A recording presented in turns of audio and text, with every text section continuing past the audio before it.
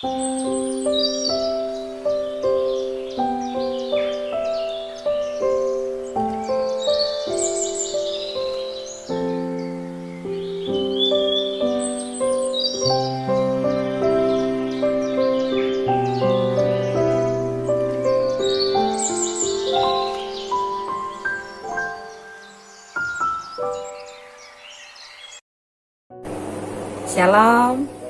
saya Lina Ong, pengajar SEP Surabaya.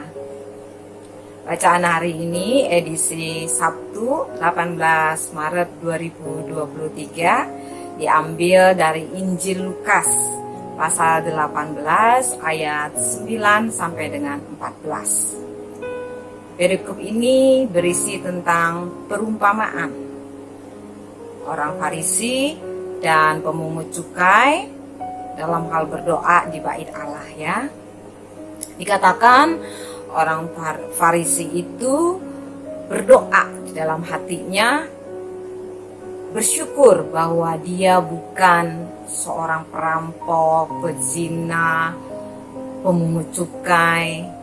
Dia juga bersyukur karena sudah berpuasa, berperpuluhan dan lain sebagainya. Sedangkan orang pemungut cukai itu pada ayat 13 dikatakan seperti ini ya. Tetapi pemungut cukai itu berdiri jauh-jauh, bahkan tidak berani menengadah ke langit, melainkan dia memukul dirinya dan berkata, "Ya Allah, kasihanilah aku orang berdosa ini." Ini ungkapan yang sungguh luar biasa ya, penuh kerendahan hati. Berbeda dengan orang Farisi tadi. Jadi renungan kali ini saya beri judul, "Ya Allah, kasihanilah aku orang berdosa ini." Seperti yang kita ketahui, doa itu salah satu definisinya adalah ungkapan hati yang sungguh tulus kepada Allah. Jadi bukan sekedar kata-kata yang bagus di hadapan manusia. Cara kita berdoa itu kan memang macam-macam ya, modelnya, gayanya gitu. Ada hening, meditasi, doa Yesus, pokoknya yang sifatnya kontemplatif gitu. Juga ada yang dengan lagu-lagu pujian penyembahan, dengan lagu-lagu rohani gitu ya. Ada juga dengan butir-butir rosario. Ada juga yang berdoa dengan teks seperti dipuji syukur gitu ya. Lalu ada juga model doa spontan dan seterusnya. Mana yang paling bagus? Mana yang paling manjur? Nggak ada. Semuanya bagus. Itu semua tergantung selera dan tergantung situasi dan kondisi ya. Yang penting pada saat kita berdoa, lakukan itu dengan kesungguhan hati yang tulus. Itu aja. Nah, makanya sering atau kadang ya kita dengar ungkapan, makanya kalau doa tuh dengan hati gitu ya. Jadi walaupun doa teks itu kita dinasihatin harus dengan hati juga gitu. Nah, saya kalau pas pengakuan dosa itu saya biasanya catat gitu ya, doa tobat 1 yang nomor 25 di puji syukur itu, atau kalau nggak sempat saya bawa sekalian puji syukur itu ke ruang pengakuan dosa.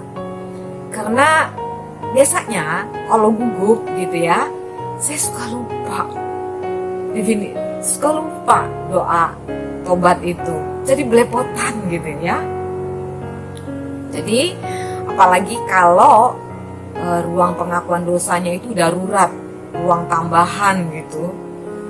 Karena begitu panjangnya antrean pastornya sih banyak gitu, tapi umatnya banyak banget.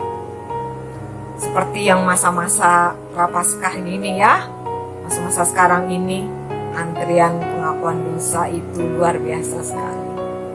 Nah, saya pada saat mengakukan dosa saya, lalu kan mengucapkan doa tobat ya, dengan membaca teks, saya katakan begini: Allah yang Maha Rahim, aku menyesal atas dosa-dosaku, dan seterusnya. Lalu diakhiri dengan ucapan, Allah yang Maha Murah, ampunilah aku orang berdosa ini. Biasanya saya merasakan hadirat Allah yang luar biasa melingkupi saya. Kalau saya mengucapkan doa tobat itu dengan sungguh-sungguh, hadirat Allah itu begitu terasa sekali melingkupi hati saya, sehingga sering membuat saya itu menangis di ruang pengakuan dosa. Pada saat pastor selesai memberikan absolusi seperti itu, biasanya saya merasakan kelegaan yang luar biasa. Saya keluar dari ruang pengakuan dosa itu sebagai Lina Ong yang baru, penuh sukacita, penuh optimisme, karena merasa lega sekali atas pengampunan Allah. Saya percaya teman-teman sekalian juga sebagian besar merasakan hal yang sama, mengalami pengalaman yang sama pada saat selesai mengakukan dosa dengan kesungguhan hati tadi ya. Jadi kalau ada yang mau sharing, boleh di kolom komentar di bawah ini ya. Apa yang dialami, apa yang dirasakan pada saat selesai mengakukan dosa dengan kesungguhan hati. Itu akan menjadi berkat buat saudara-saudara kita yang lainnya ya. Jadi seperti seorang pemungut cukai tadi berkata, ya Allah, ampunilah aku orang berdosa ini. Maka pada ayat ke-14 Yesus berkata, orang ini pulang ke rumah sebagai orang yang dibenarkan. Jadi saudara-saudara sekalian, mari di masa Prapaskah ini, masa retret agung ini, gereja mengajak kita untuk refleksi diri. Saat sakramen tobat, ucapkan dengan sungguh-sungguh, dengan hati yang tulus, ya Allah, ampunilah aku orang berdosa ini. Seperti pemungut cukai tadi. Oke? Jangan lupa jalani masa Prapaskah kita ini, masa puasa, pantang, dan sakramen tobat ini dengan kesungguhan hati ya. Sampai jumpa di edisi Weekend with Jesus selanjutnya di channel ini juga. God bless you.